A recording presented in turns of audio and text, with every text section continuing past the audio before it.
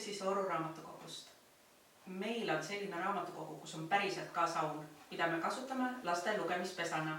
Täna loen ma teile Heiki Vilepi raamatut Nüfia, naer päästab maailma ja siit lugu saunast ja vihast. Jufi ja Kahvi istusid Rõnn Tüfi juures ja jõid teed. Lapsed rääkisid, et nende isa Krufi istub laupäeviti pool päeva saunas. Saun ravib terveks mitmeid haigusi, teeb tuju heaks ja ühtlasi saab puhtaks ka. Arvas Rõnn Tüf ja rüüpas luristades teed. Ja saunas saab higistada ja vihelda. Vihtlemine on üks mõnus asi. Vanasti oli Nüfias kombeks, et kui mehed sauna eesruumis kalja rüüpasid ja keegi midagi väga tähtsat öelda tahtis, tõstis ta üles viha. Siis jäid kõik teised vait ja kuulasid. Seda kutsuti vihakõneks, teadis Jufi. Täpselt nii, vihakõnet sai pidada ainult siis, kui sul oli viht käes.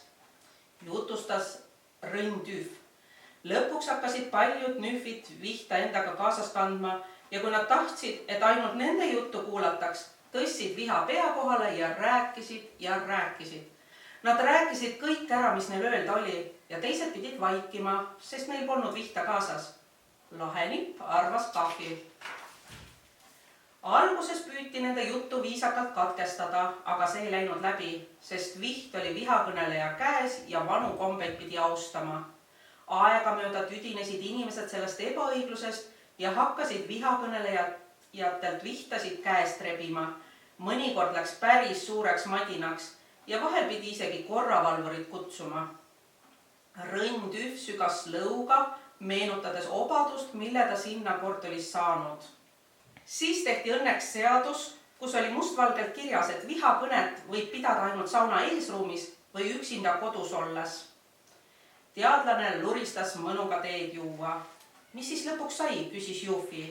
Lõpuks nimetati vihakõnelejad ümber vihavaikijateks, sest rääkida ju ei tohtinud enam, kui sul viht kaasas oli. Nüüd pidid sauna minnes terve tee vait olema. Hullu maja, arvas Kahvi. Hullem veel, arvas Rõnn Tüf. Vihavaikijatest arvati, et nad on eriti salakavalad ja vihased, sest Nüf, kellel on viht käes ja kes vastu tahtmist peab vaikima, tundub eriliselt ohtlik.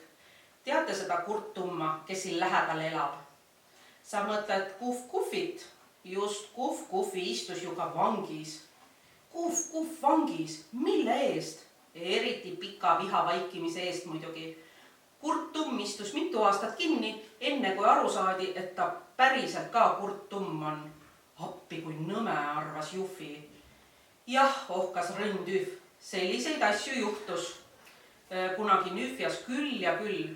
Õnneks on ajad muutunud. Ta tõusis ja võttis kapi otsast jalutuskepi ja vajutas käepideme juures olevale nupule. Kepi otsast kargas välja saunaviht. Ohoh, imestasid lapsed. Jah, naeris Rõnn Tüf. Omal ajal läks seda vaja.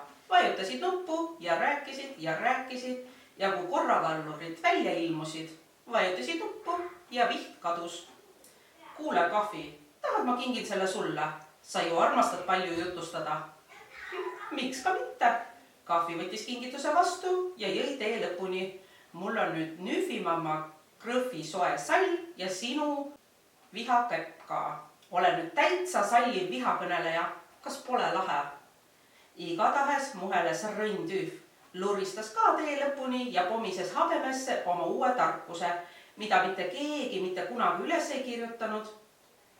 Vaikimine on kuld ja liiga palju kulda võib sul lõdvalt vanglasse viia.